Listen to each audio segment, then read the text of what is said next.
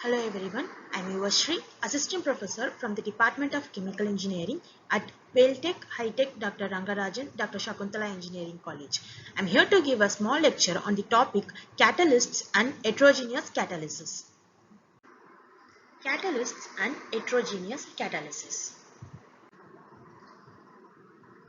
First, before going into what a catalysis is, we have to know what a catalyst is. A catalyst is nothing but a substance which speeds up the rate of the reaction, while catalysis is an action by the catalyst which takes part in the chemical reaction process, and it can alter the rate of the reactions, but the catalyst itself will return to its original form without it being consumed or destroyed at the end of the reaction.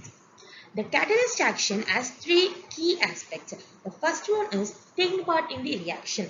That means the catalyst itself will change during the process by interacting with the other reactant or product molecules. The second key aspect is the altering the rate of the reactions. In most of the cases, the rate of the reaction is increased by the action of the catalyst. However, in some situation, while an undesired reaction is occurring, their rate will be selectively suppressed. The third key aspect is the returning to its original form. It is ideal when after completing a reaction cycle, the catalyst should come back to its original form. But in practice, the catalyst have a lifespan. It deactivates gradually during the use. Characteristics of a catalysis action during the reaction of kinetics and mechanism. A catalyst action leads to the rate of the reaction to change. This is realized by the changing of the course of the reaction. Here in the graph, you can clearly see there is a change in energy while using a catalyst when compared to the reaction which doesn't use a catalyst. Therefore, this fact is evidenced by the reaction and activation energy alteration, and there are also intermediates which will form that are not formed during a non-catalytic reaction. The rate of the reaction is also altered, may it be desired or undesired. The forming of a complex happens with the reactant or even product, and the rate of the elementary step is controlled. It is also evidenced by the fact that the reaction proceeds under less demanding condition while using a catalyst. But it is very important to remember that the using a catalyst does not vary the Gibbs free energy or equilibrium constant values of the concerned reaction, but it merely changes the pace of the reaction process.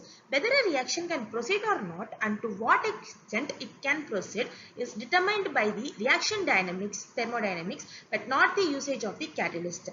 The reaction thermodynamics is usually governed by the values of Gibbs free energy and equilibrium constant and not by the presence of the catalyst. It can be also said that the reaction thermodynamics provide the driving force of a reaction. The presence of catalyst changes the way how driving force acts on that process. Next, we are going to see about the different types of catalysts and their catalytic reactions.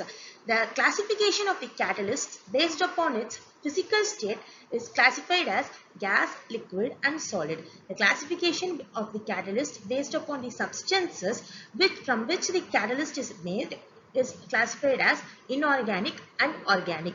The classification of the catalysts based upon the reaction or the phases involved in the reaction is classified as homogeneous or heterogeneous. The classification of the catalyst based upon the catalyst's action are classified as acid-base catalysts, enzymatic, photocatalysis, electrocatalysis. Here you can find some of the comparisons of homogeneous catalysts and heterogeneous catalysts. Homogeneous catalysts are nothing but the catalysts that are used in a homogeneous catalytic reaction.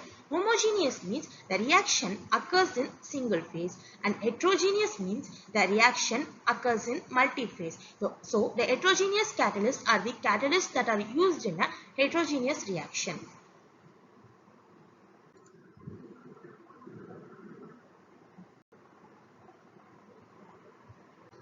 Catalysts and catalysis has wide range of applications in various sectors.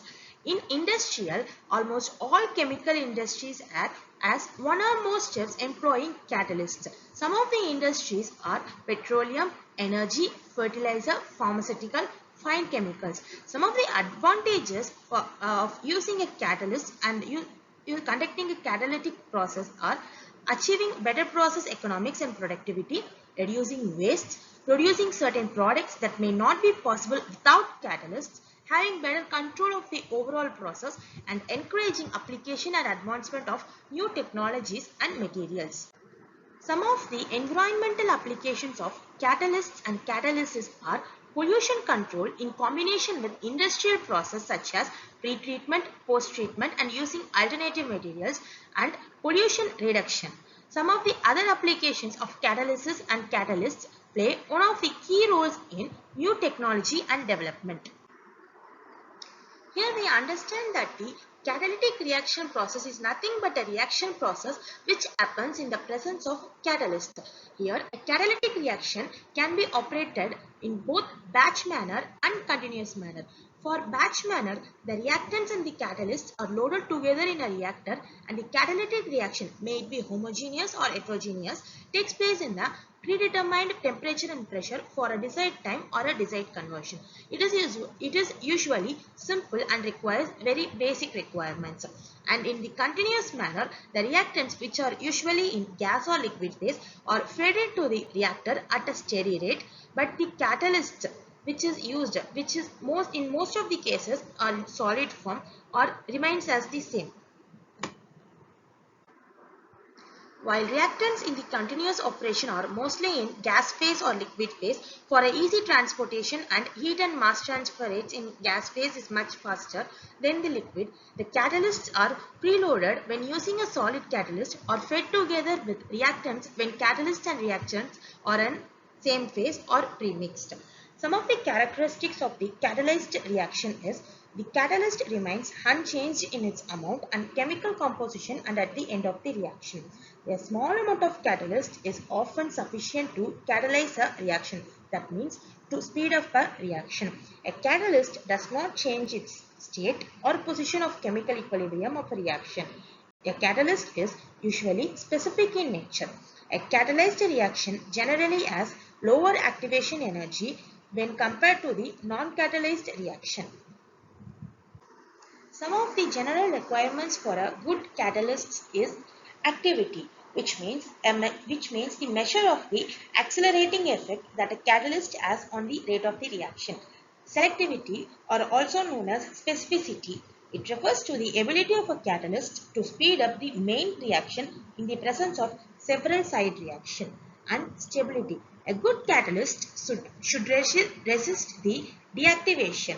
Deactivation can be caused by sintering, which is also known as aging. It can also be caused by fouling or coking or even poisoning.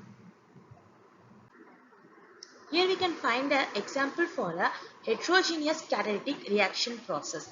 Here the reactant molecules first travel within the gas phase and cross across the gas liquid phase boundary, and it travels within the liquid phase or the stagnant layer.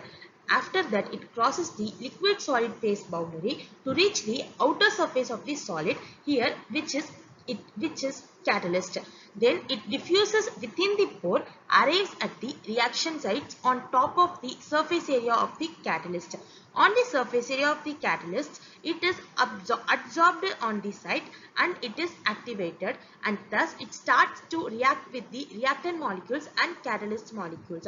After the completion of the reaction, the process that happens is resorption, which means the product molecules must follow the same previous track in reverse direction to return to the gas phase.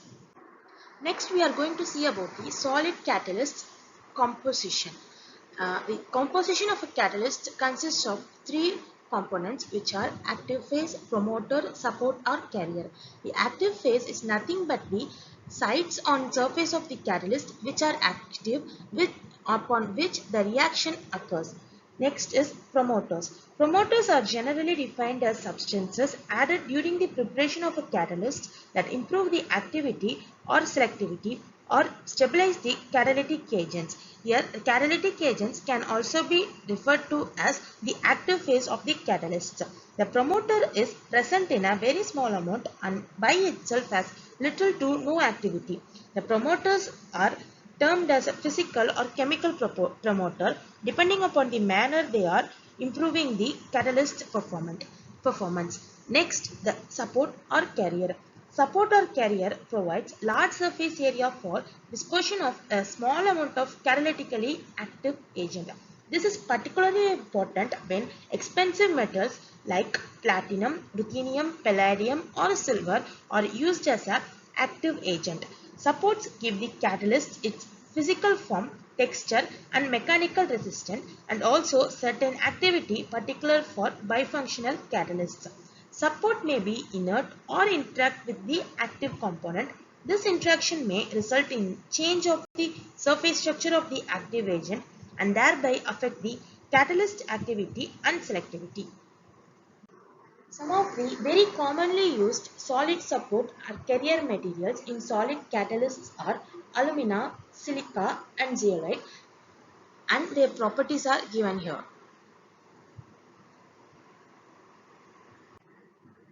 Next, we are going to see about the preparation of solid catalysts. The preparation of the catalyst is mainly categorized as bulk preparation process, which includes the precipitation process and adsorption and ion exchange process. Next one is impregnation process and physical mixing process. In the precipitation process, the desired components is precipitated from a solution. The core precipitation is used for simultaneous precipitation of more than one component. The catalysts based on more than one component can be prepared easily by co-precipitation. The precipitation process is used for preparation of bulk catalysts and support materials such as alumina and silica. Next one is the impregnation process. In the impregnation process, supports are first prepared by bulk preparation methods and then impregnated with the catalytically active material. The active materials can be deposited on the supports by various methods.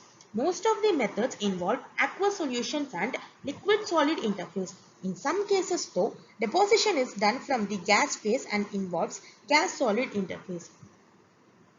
The next process is physical mixing or dry mixing. Here, the mixed agglomerated catalysts are prepared by this method.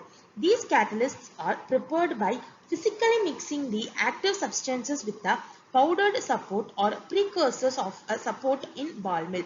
The final mixture is then agglomerated and activated. In the preparation of the catalyst, all the catalysts need to be calcined or also known as fired in order to decompose the precursor and to receive the desired thermal stability. The effects of the calcination temperature and time are shown in the figures in near the right. Some of the commonly used pretreatments are reduction, sulfidation and activation. A typical catalyst lifespan may be many years or even few minutes. Previously, in the mechanism of the solid catalyzed heterogeneous reaction, we have seen that on top of the catalyst surface, when the reactant reaches the active sites, adsorption process takes place. So what is this adsorption process?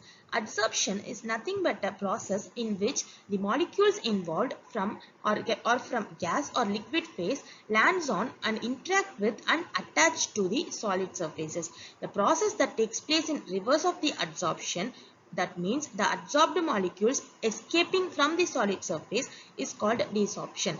The forces which are involved in the adsorption process are categorized as physisorption and chemisorption. Physisorption is nothing but physical adsorption. Chemisorption is nothing but chemical adsorption. Physical adsorption is generally a multi-layer process not limited by the available solid surface area, reversible, more rapid, occurs on almost all solid surface. Chemisorption is limited to the formation of monomolecular adsorbed layer and has some activation energy which is much slower than the physical adsorption, and it may not be reversible at all. Here you can see the different types of adsorption modes. In physical adsorption, the bonding between the molecules and surface is held together by the weak van der Waals force, while in chemical adsorption, the chemical bond is formed between the molecules and the surface. Here are some of the terms or components that should be known for understanding the adsorption process better. Adsorbent or also called as substrate. It is nothing but a solid that provides the surface for the adsorption. In the case of heterogeneous reaction, adsorbent is nothing but the catalyst that is used in the reaction. Usually, the adsorbent should have high surface area with proper pore structure and size distribution is very essential. It should also be a good mechanical strength material and it should also have very good thermal stability. Next one is adsorbate. Adsorbate is the gas or liquid substance which are to be adsorbed on the solid. So in a heterogeneous catalytic process, the reactant which are in gas or liquid phase are called adsorbate. Next one is the surface coverage. The solid surface may be completely or partially covered by the adsorbed molecule is defined as theta. Next one is adsorption heat. The adsorption is usually a exothermic process, but there are special cases where dissociated adsorption can be endothermic. The heat of the chemisorption is in the same order of magnitude of the reaction heat, while the heat of the physisorption is in the same order of the magnitude of condensation heat.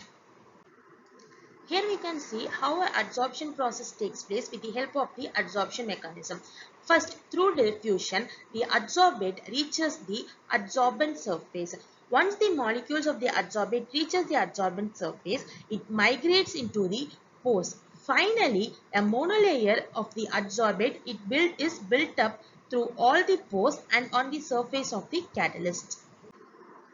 Next, characterization of the adsorption system. It consists of the adsorption isotherm, adsorption isobar, adsorption isostar. Here, the adsorption isotherm defined as the amount of adsorption as a function of pressure at set temperature. The adsorption isobar is defined as the amount of adsorption as a function of temperature at set pressure. Adsorption isostar is defined as adsorption pressures as a function of temperature at set volume. Here, the adsorption isotherm is the most commonly used characterization, especially in catalytic reaction system. Some of the applications of the adsorption process. While adsorption itself is a very common process in various industries for various purposes such as purification, decoloring, deordering, solvent recovery and trace compound enrichment, the adsorption itself is a very important step which is used in solid catalyst reaction processes. Some of the common adsorbents that are used in the industries are molecular sieve, active carbon, silica gel and activated alumina. Also, the physisorption is a very useful technique for determining the surface area, the pore shape, pore sizes and size distribution of porous solid materials. The fundamentals of the heterogeneous catalytic reaction. Heterogeneously catalyzed reaction are composed of purely chemical and purely physical reaction steps. For the catalytic process to take place, the starting materials must be transported to the catalyst. Thus, apart from the actual chemical reaction, diffusion, adsorption and desorption processes are of importance for the progress of the overall reaction. Here we can see a simple case of a catalytic gas reaction on a porous catalyst. From the gas phase, the molecules are first diffused and reaches the catalyst surface where it is adsorbed. After the adsorption, reaction takes place which gives us the product. The product is then desorbed from the catalyst surface back to the gas phase through diffusion. While a heterogeneous catalysis reaction involves both physisorption and chemisorption, the chemisorption of the reactants or the products on the catalyst surface is also of a central importance. So, the actual chemical reaction step cannot be considered independently from the adsorption and desorption steps. The measured reaction rate of a heterogeneous catalytic reaction is determined by the most strongly inhibited or therefore the slowest step of the reaction sequence. This rate determining step also determines the reaction order. Next, we are going to see about the factors that affects the adsorption process on the catalyst surface. These are the nature of the adsorbate and adsorbent, the surface area of the solid adsorbent, effect of the pressure on the adsorbate gas, effect of the temperature. First, we are going to see how the nature of the adsorbate and adsorbent affects the extent of the adsorption process on a catalyst surface. Generally, the adsorbate, which is gas, is very easily adsorbed when it is in the easily liquefiable gases, example carbon dioxide, ammonia, etc., rather than it being an elemental gas such as hydrogen, oxygen, nitrogen. And in the case of adsorbent, when the adsorbent in the solid phase is porous or more finely powdered solid, for example like charcoal, it is more easily adsorbed when compared to the other hard non-porous materials because of the high amount of surface area. One of the key component of the adsorption process is the surface area of the solid adsorbent. When the surface area is high, the adsorption process extent is also greater. That is why when the adsorbent is used as in the powder form or in porous form, the extent of the adsorption process is also high. Next is the effect of pressure on the adsorbate gas. The increase in pressure of the adsorbate gas also increases the extent of the adsorption process, and at low temperature the extent of the adsorption increases rapidly with the pressure. And lastly, the effect of temperature on the extent of adsorption. As adsorption is accompanied by the evolution of heat, according to the Le Chatelier principle, the magnitude of adsorption should decrease with rise in temperature. And finally, here is a summarization of the important factors influencing the reaction kinetics of the heterogeneous catalytic reaction. First one, the adsorption is a very necessary step preceding the actual chemical reaction on the solid catalyst surface. Next, the heterogeneous catalytic reaction involving chemisorption, which has the characteristics of a chemical reaction in that the molecules of the starting material react with the surface of atoms of the catalyst. And finally, the catalyst surface have heterogeneous structures and chemisorption takes place preferentially at active sites on the surface. And so we have reached the end of this session. I hope the session was helpful and productive. Thank you. Have a nice day.